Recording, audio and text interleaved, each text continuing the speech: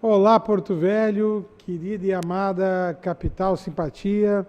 Olá, você de todo o grande estado de Rondônia, que me dá o privilégio da sua audiência. Eu sou Benito, esse é o nosso conteúdo Amazônia e estamos juntos com vocês aqui mais um dia para encurtar distâncias, levando até sua casa informações que são agregadores de valor. E para que tudo seja melhor, né, sempre, começamos evocando, primeiramente, a presença de Deus, que o grande arquiteto do universo venha sobre todos nós, aqui e aí onde você está, nos trazendo mais justiça, paz, perfeição, luz, força e beleza em tudo que fazemos. Afinal, com quem Deus anda, nunca anda só e sempre anda bem. Sem mais delongas, está aqui o professor Leno, coordenador do setor de filosofia da Universidade Federal de Rondônia, hoje vindo explicitar a importância construtiva da filosofia na sociedade, tá? Que é o porquê que temos filosofia, na educação. Mas antes, para tal, primeiro de tudo quero cumprimentá-lo, gaúcho, torcedor do Grêmio, que, como diz o menino de Uruguaiana, que barbaridade, Mas eu, como colorado, vou recebê-lo bem, Estamos todos juntos, pelo menos na defesa do bom futebol. Você está bem, meu querido? Estou tranquilo? ótimo. Que bom. Você já gravou uma vez aqui comigo, né? Sim, já estive, há 2 anos atrás. Já passou tanto tempo assim? Muito tempo. Pô, 2 anos, cara. É. Na época que o Inter estava na 2ª divisão, por isso que eu não abri a boca. Pois é. Agora não, eu criei asa, nossa, tô que tô, né? Professor, saúde, nosso amigo. Salve, aqui. Benito. Você falando de futebol me deixa numa situação complicada. O Vascão tá difícil. Ô, jogadores, me ajudem. Eu tô perdendo moral com os meus amigos aqui. O Eudes, flamenguista, só fica me zoando. Tá difícil. Preocupe que o dele tá guardado na Libertadores. Isso é uma alegria estar com vocês de novo. A gente fica muito contente de poder estar na sua casa, trazendo, como o Benito sempre diz, conteúdos que ajudam a gente a pensar melhor a sociedade. Um desses conteúdos que estão em alta, um dos debates importantes aí dessas últimas semanas, é o tema da educação, especificamente o tema de algumas áreas, como filosofia, sociologia, que foram questionadas recentemente. Então, nós temos hoje a presença ilustre do professor Dr. Leno Danner, doutor em filosofia, chefe do Departamento de Filosofia da Universidade Federal de Rondônia, meu colega lá, portanto, coordenador do mestrado em filosofia. Essa é uma novidade que aqui vamos falar no programa também, Benito, coisa nova e coisa boa para todo mundo. Então, obrigado pela audiência de vocês, obrigado, Benito, pela oportunidade de falar desses temas no seu programa, muito obrigado ao nosso convidado pela disponibilidade e gentileza de estar conosco. Perfeito. Vou chamar a vinheta e vamos começar, tá bom? Com certeza. Por favor, Deus, nossa vinheta.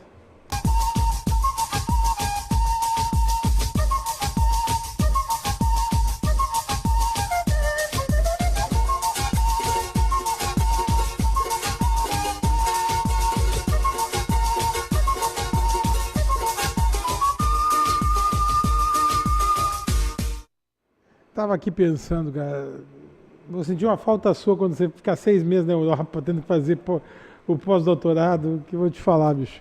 Pô, a Fatinha teve que ir embora pro Ceará. Sabe Deus se volta. Esperamos que sim. Mas a mãe dela, enquanto tiver dodói, ela não vai voltar. Mas eu volto, viu, Benito? Não, mas tu volta. Eu volto. Só que aí, quando ele for em agosto, ele vai em agosto. Vou mandar uns vídeos de lá, viu? Ele vai em agosto, só volta em fevereiro. Depois, na volta do programa. Vou sentir falta, cara. Muito obrigado, porque Benito, eu você também. manda bem. E eu gosto dos meus amigos. E eu tô aqui, depois que deu esse tumulto todo esse último ano aí, eu nem viajar mais, nem o mais longe que eu fui foi Candeias, cara. E eu conheci o mundo todo, pô. Agora eu tô aqui, o mais longe que eu vou é Candeias. Não, mas está fazendo um bom trabalho na sociedade, é isso que importa. Professor, eu sou um amante da filosofia. Eu sempre quis fazer doutorado em filosofia do direito. Mas hoje em dia não sei mais o que eu quero da vida, o que eu quero é estar vivo. Porque depois das últimas que eu quase morri, né, meu amigo? Depois te apresento um orientador em filosofia política, viu? É. Um tal de professor Leno Danner, não sei se você conhece. Tá, já que ele é orientador em filosofia política, professor, o papel da filosofia na construção da sociedade. Fique à vontade, já se sentindo bem-vindo. Muito obrigado, Benito. Obrigado, Josenir, também pelo convite. E antes de nós pensarmos no papel da filosofia, a gente tem que se perguntar pelo próprio papel da educação na sociedade, que me parece que há uma incompreensão muito grande, tanto na esfera pública quanto no dia a dia da nossa sociedade civil, relativamente ao que é a educação, a como ela pode propiciar uma maturidade cultural e, ao mesmo tempo, um desenvolvimento cultural, desenvolvimento social mais intensos para a nossa sociedade, né?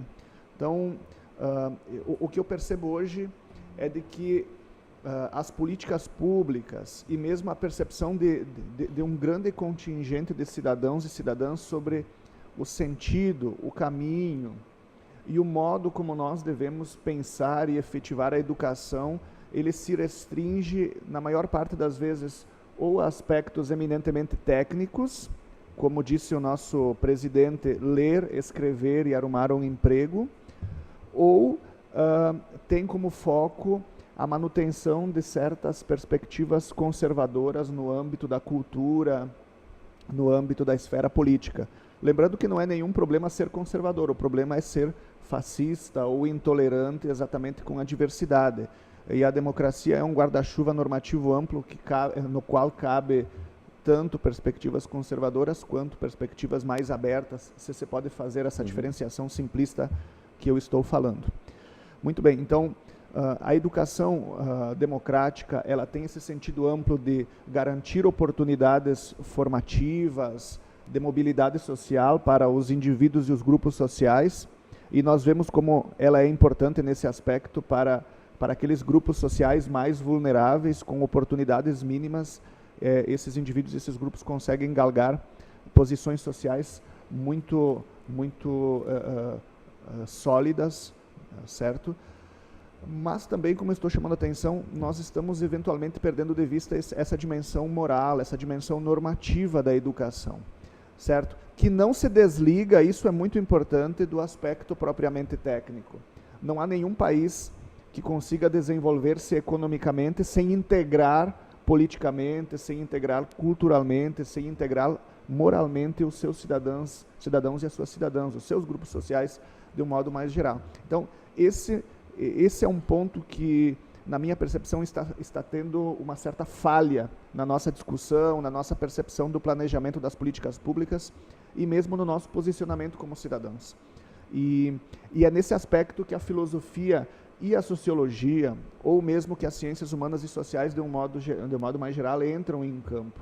Tem uma função fundamental em termos, evidentemente, de dotar de qualidades, de habilidades os nossos educandos, mas também de formar uma cultura democrática mais madura, mais aberta, mais plural. Lembrando, em primeiro lugar, que o ler, o escrever, o contar não é apenas uma habilidade técnica. Se fosse apenas uma habilidade técnica, bastaria as regras da gramática para que os nossos alunos efetivamente aprendessem a dominar a utilização da língua e, portanto, produzir, refletir sobre o seu dia a dia, os textos acadêmicos. Ler e escrever, entre outras coisas, são questões profundamente normativas, profundamente políticas, que exigem exatamente esse conhecimento da pluralidade, essa capacidade de pensar a partir de múltiplas perspectivas sociais, de avaliá-las criticamente, entre outras coisas. Então, é nesse sentido, repito, que a filosofia e a sociologia hoje se tornam disciplinas fundamentais na nossa educação superior e, no nosso caso aqui, básica. E por que fundamentais? Porque filosofia e sociologia tratam de normatividade social.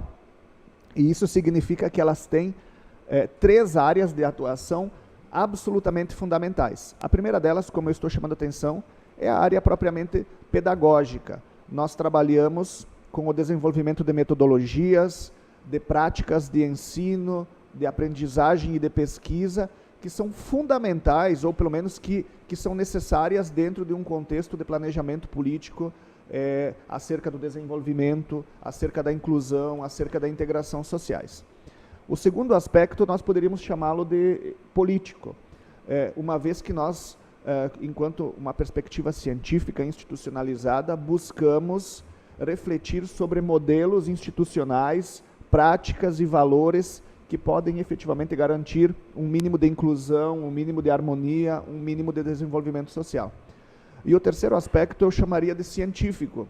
Filosofia e sociologia estão em diálogo permanente com diferentes disciplinas acadêmicas. O professor Josenir aqui, que apresenta o programa, diga-se de passagem, é um especialista em bioética, tem doutorado na área, e mais do que eu mesmo, tem condições de dizer o quanto nós, filósofos e sociólogos, filósofas e sociólogas, estamos em permanente diálogo, em permanente interação com outras disciplinas científicas, não apenas no sentido de compartilhar conhecimentos, de perceber que o conhecimento é um processo amplo, sistemático, interdisciplinar, transdisciplinar, como quiserem, mas também no aspecto de darmos exatamente esse caráter normativo à produção científica e à sua vinculação social.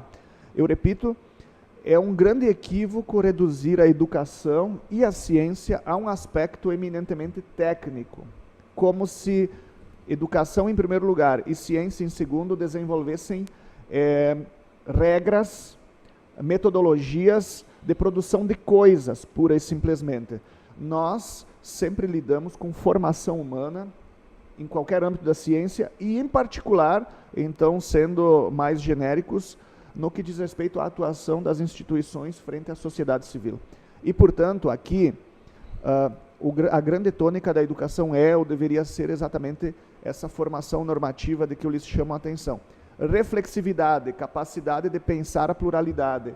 E, então, dentro dela, o desenvolvimento de habilidades mínimas para nós nos incluirmos no mercado de trabalho, afinal de contas, todos precisamos comer, beber, morar e assim por diante. Mas, vejam, como estou chamando a atenção, se nós usamos modelos educacionais de outros países, que nós consideramos privilegiados, como Estados Unidos, Alemanha, França, Inglaterra, ou mesmo países nórdicos, se nós queremos efetivamente usar esses modelos, nós temos que chamar a atenção para que esses modelos, eles pressupõem sim o desenvolvimento de habilidades técnicas, mas antes de tudo, eles ligam essas habilidades à reflexividade social.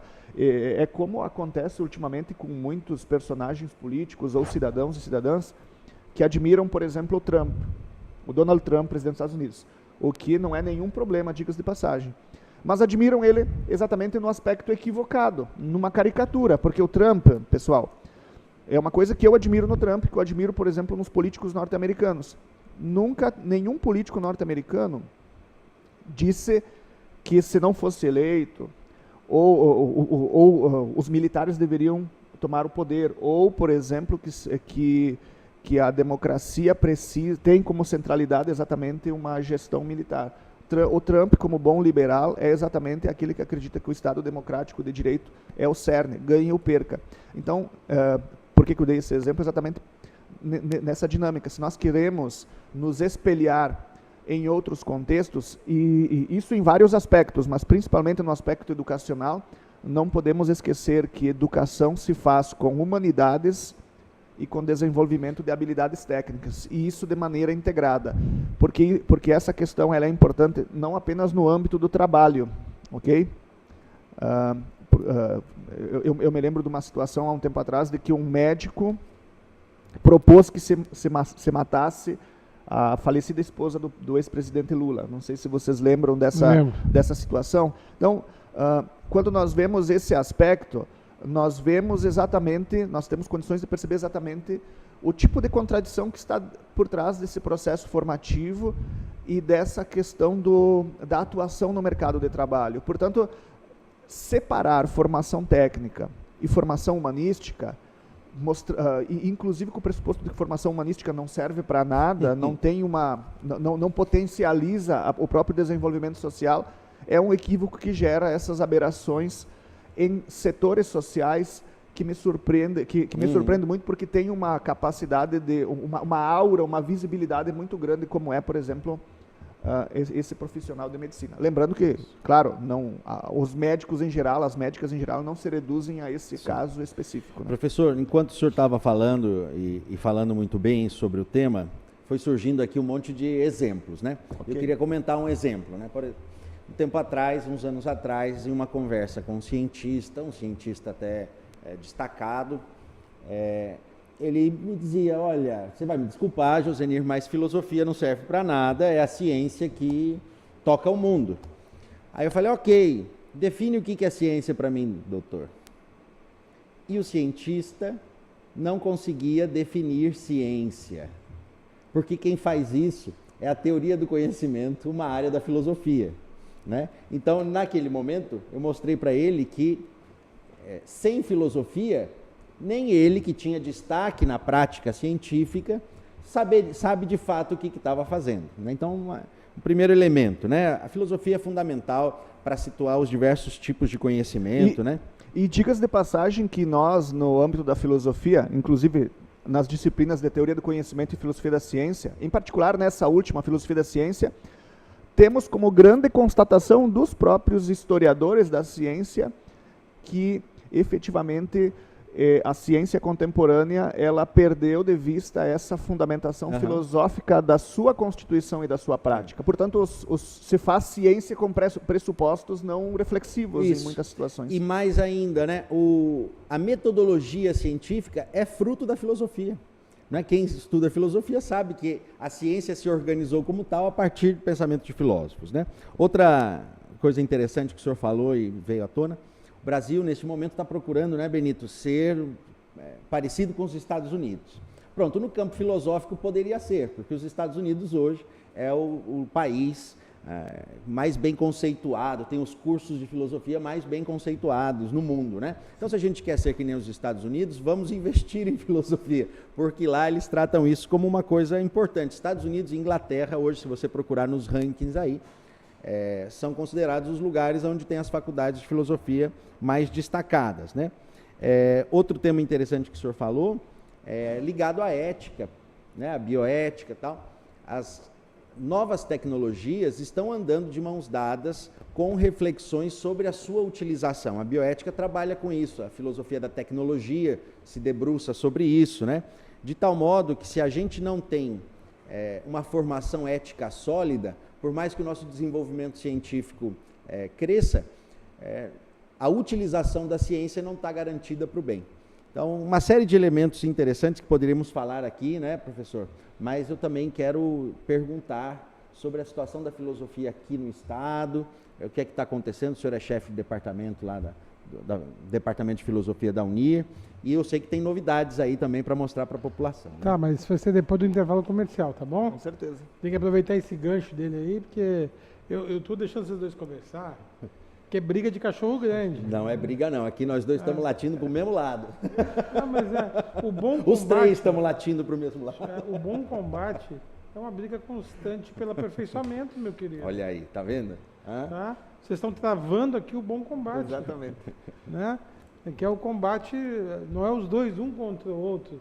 É briga de cachorro grande, porque os cachorros daqui estão grandes mesmo. Aquele ali está mais magrinho, nós dois mas já... ele tem 1,90 m. Então, não dá para ser briga de Cusco, como diz no Rio Grande do Sul, né, meu amigo?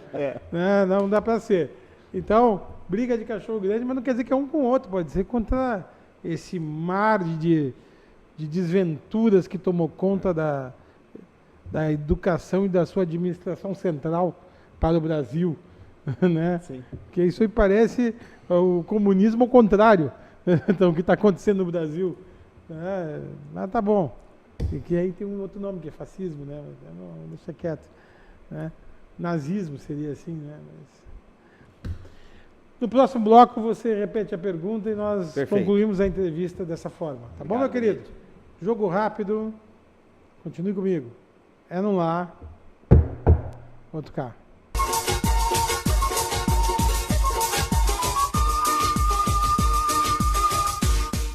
Você precisa cuidar da sua saúde. Está sem plano e cansado de ter que esperar? venha para Sol Saúde. Próximo à Praça da Pirâmide, com as principais especialidades médicas, exames laboratoriais, com toda a atenção e agilidade que você precisa. Afinal, saúde é coisa séria, não é mesmo? Sol Saúde, atendimento popular para toda a família.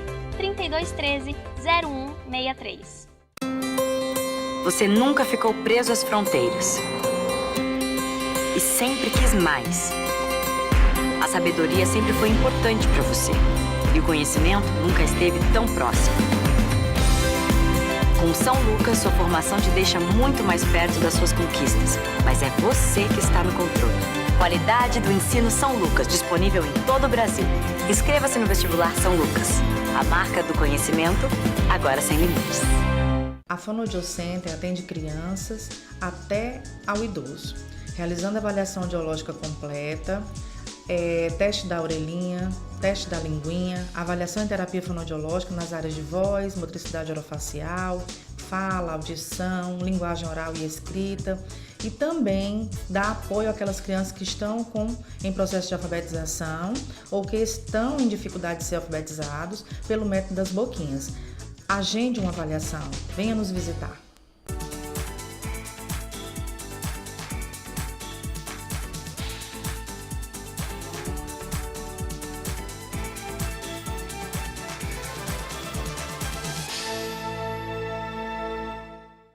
Este recado é para você que sofre com miopia, astigmatismo, hipermetropia, presbiopia e que quer se livrar de vez dos óculos. Venha para o Hospital de Olhos Veloso. Aqui você vai encontrar a tecnologia e a credibilidade que procura. Diagnóstico e tratamento para todas as áreas da oftalmologia. E com a cirurgia refrativa laser, seu tratamento pode ser feito em minutos e de forma personalizada. Livre-se dos óculos. Hospital de Olhos Veloso.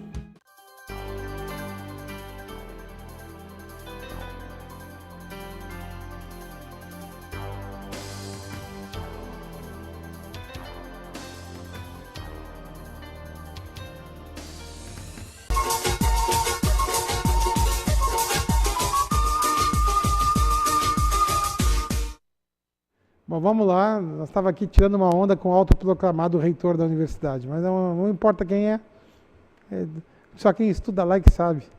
O professor, repete a pergunta aí. Professor Dr. Leno Danner, gostaria que o senhor nos falasse um pouquinho sobre a história aí do curso de filosofia aqui no estado, né? E as perspectivas. Fiquei sabendo que tem novidades aí para o pessoal. Exatamente, temos uma grande novidade. Primeiro, completamos 10 anos de curso agora no mês de julho. Então, conseguimos gradativamente consolidá-lo, enraizá-lo na nossa sociedade civil. Graças a Deus. Com certeza. Senão os caras vão querer arrancar com raiz e tudo. Exatamente. E inclusive isso vale para o curso de Ciências Sociais, né? São cursos bastante atuantes, os seus profissionais, eles interagem com a nossa sociedade de diferentes modos, certo? Em diferentes organizações sociais, e isso é muito positivo. E, por fim, nós conseguimos, no ano passado, aprovar o nosso mestrado em Filosofia, e a nossa intenção agora é exatamente consolidá-lo e, então, em 4 ou 5 anos, no mais tardar, instaurarmos o nosso doutorado, porque, de fato, essa intersecção entre graduação, mestrado e doutorado, ela é fundamental para a nossa formação como professores e para o desenvolvimento das nossas pesquisas, para a nossa vinculação social. Inclusive, queria aproveitar e divulgar a toda a comunidade interessada que nós estamos com as inscrições abertas para o processo seletivo relativo à primeira turma desse mesmo mestrado. As inscrições começaram no dia 29 de abril, e se estendem até o dia 22 de julho do corrente. Então, vocês podem, todos os interessados, todas as interessadas, acessarem no nosso site www.ppgfil.unir.br e encontrarem o edital, as informações relativas ao curso, ao processo seletivo, as etapas, e eu espero que todos os interessados, todas as interessadas possam efetivamente vir buscar esse curso, que ele é aberto, ele não exige nenhuma graduação prévia em filosofia ou sociologia. Então, qualquer graduação que vocês tiverem serve como ponto de partida para o processo seletivo com a observação de que deva ser um processo na área. As duas linhas de pesquisa que nós temos são ética e filosofia política moderna, ética e filosofia política contemporânea. Como vocês podem perceber, são áreas bastante amplas que permitem uma pluralidade de pesquisas e de perspectivas teóricas. Os nossos professores, que são em 12, são todos doutores e doutoras bastante qualificados, a maior parte com experiência internacional, ligados a grupos de pesquisa e a instituições nacionais e internacionais, portanto, eles certamente vão propiciar a vocês processos formativos bastante consistentes e bastante sólidos. Enfim, e é um curso gratuito, certo? Aberto a toda a comunidade acadêmica, que é uma função que muitas vezes esquecemos, fundamental das universidades públicas e privadas. Lembrando que, em grande medida, são as universidades públicas que permitem isso nesse aspecto propriamente gratuito. Uhum. Então, se você quer se tornar mestre em filosofia, primeiro, você vai ter que estudar bastante, mas se quer virar mestre em filosofia, a Universidade Federal de Rondônia, através do Departamento de Filosofia, está oferecendo aí à comunidade pela primeira vez, é um marco histórico, é a única instituição, a segunda instituição do norte do país. A segunda primeira instituição é Federal do Pará. norte do país a fazer isso. Aqui no estado somos a primeira a oferecer um mestrado em filosofia aqui da região, enfim. Muito interessante, você pode então saber mais informações na página da UNIR ou especificamente na página do programa de pós-graduação. O professor Leno falou, pega aí o lápis, a caneta, né? É PPG-FIO, PPG é Programa de Pós-Graduação, PPG-FIO de Filosofia, .unir.br, é isso, professor? Isso mesmo. Muito bem, então... O que eu quero saber dele, se ele já sentiu algum impacto, porque desde que de 1º de janeiro começou a queimação para cima da filosofia, né? E da sociologia, começar pelo 2º grau. Nós só temos 2 minutos, então... Sim. Tu já sentiu algum impacto? Como é que tu está sentindo essa cruzada, porque eu acho que o termo é bem esse, né? De setores fascistas contra a filosofia e a sociologia?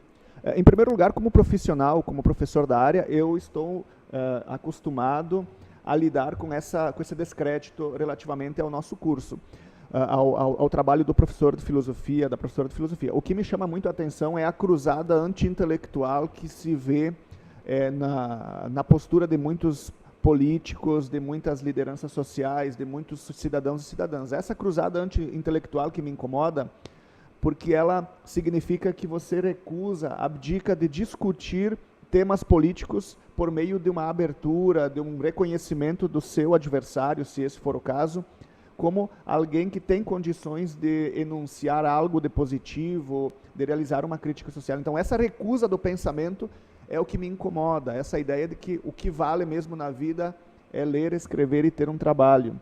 Na verdade, esse é um pressuposto. O que é a vida e os casos de depressão que se propagam a monte nos dizem, o que é a vida é muito mais uma perspectiva reflexiva e simbólica do que propriamente o ter nesse sentido. Então, o que me incomoda mesmo é isso, é o anti-intelectualismo. Você não precisa ser de esquerda nem de direita, você precisa pensar em primeiro lugar. Ser de esquerda ou de direita é uma escolha política que você pode e deve discutir, refletir sobre, mas se você recusa o pensamento e, portanto, o pensamento dos outros, você caiu fora da própria humanidade, da própria democracia, né? Professor, concluindo. Olha, nesse tema de esquerda e direita aí, só para todo mundo saber, ambas posições políticas têm fundamentação filosófica. Então, são filósofos que dão a base teórica para o liberalismo, são filósofos que dão a base teórica para o comunismo, para o socialismo, enfim, para outras áreas também. Muito obrigado, Benito, pela oportunidade que você dá ao Departamento de Filosofia para vir falar à sociedade. Muito obrigado, professor Leno, pela gentileza da sua presença. Professor Leno, valeu. Tu é gremista, mas tu é gente boa. Sim. Tá bom? Por hoje é só, pessoal. Que o grande arquiteto universo continue descobrindo a todos com sua luz, sua vida, seu amor. E eu te encontro aqui com certeza no próximo programa. Foi um privilégio ter estado com vocês. Até lá.